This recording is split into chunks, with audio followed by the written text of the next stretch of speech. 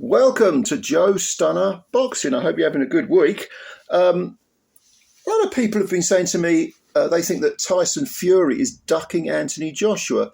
And I got to be honest, when I first heard this, I was a bit sceptical. But like any sort of thesis, I suppose it bears some scrutiny.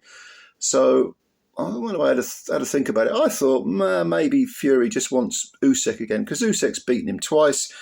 Regardless of what Fury says, he lost legitimately. He knows in his heart of hearts that he lost. You know, he has that sort of Trump Musk brand of vanity and narcissism. But he knows when his head hits the pillow that he was beaten twice and he probably wants a third shot, you know, and all this nonsensical narrative about him being robbed and wanting a fair crack at the whip and all this cobblers.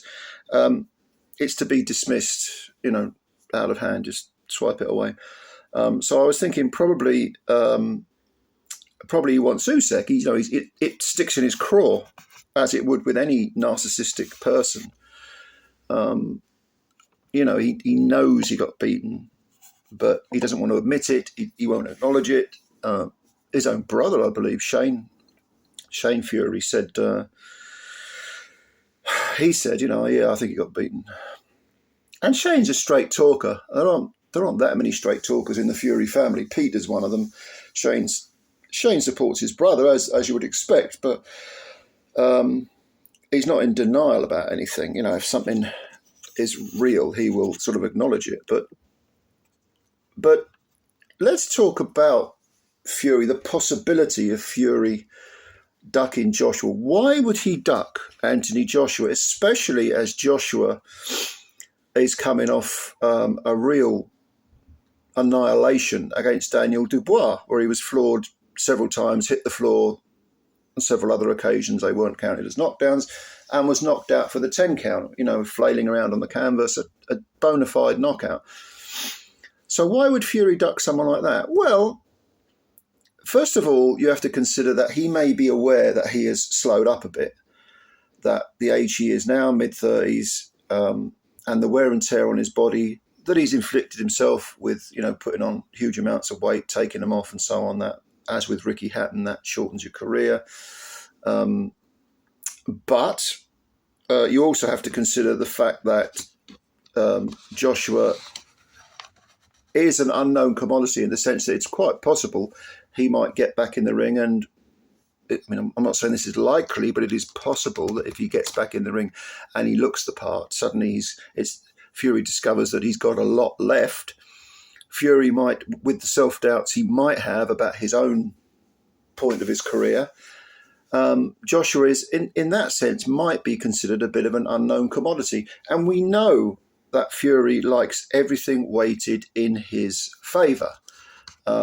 He has that sort of Mayweather mentality as well. Another very narcissistic person, of course. So when you consider that Fury's not entirely convinced about his own standing, where he's at during his own career, especially, I think, with the second Usyk fight, where it didn't look to me like he was capable of fighting 3 minutes of every round. He was taking chunks of rounds off. And I think he's not an idiot, Fury. Just because he loves himself and he likes to create a delusional world doesn't mean that he's an idiot. He would have recognised, do you know what, this is getting tough, and I'm in against a much smaller man, and he's beat me once already, and I'm losing this fight. That will all add up in his mind.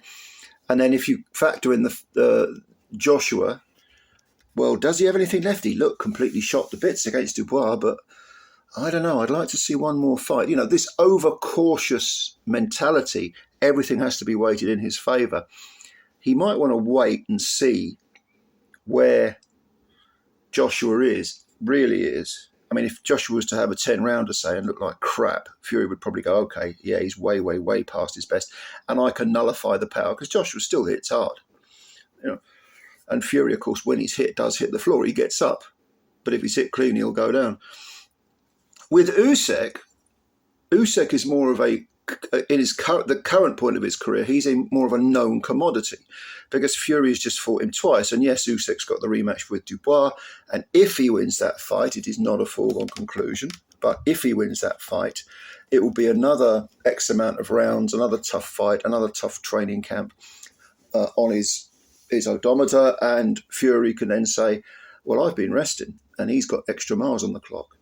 And the two fights with Fury, they weren't easy fights for Usyk. Usyk himself has admitted this, especially the first one he thought was his toughest fight. So Fury can then say, I reckon I've got a chance this time. Usyk does not have any unknown factors. Fury knows how good he is. He knows what he's got left. And he knows that he knows that possibly Usyk has slipped marginally. I mean, we're talking about very slight margins of difference here. But if he has moved down a little bit and Fury is rested and can get himself in top fighting shape and have a good game plan and so on and so forth, he might be able to actually defeat Usyk finally. Okay. So I think that's what he's hanging his hat on. But there's always been something about Anthony Joshua that Fury has not been keen on.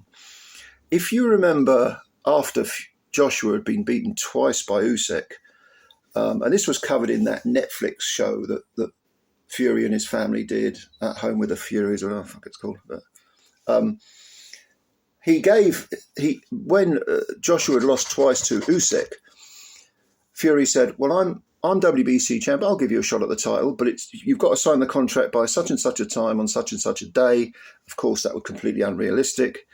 So he wasn't just picking on a Joshua whose confidence was low. He'd been beaten twice by Usyk, he'd lost his belts. It was a very, very dark time for Joshua, lots of self-doubt probably there. He wasn't just picking on that version of Joshua. He was actually saying, if you don't sign the contract by this day at this time, 5 o'clock, I think it was, the offer's off the table. I'm throwing you a bone. Again, it's that control element that all narcissists like to have. I'm in control. I call the shots. And it is rather ironic that he apparently wants Usyk again, because he played the same game with Usyk before they'd fought.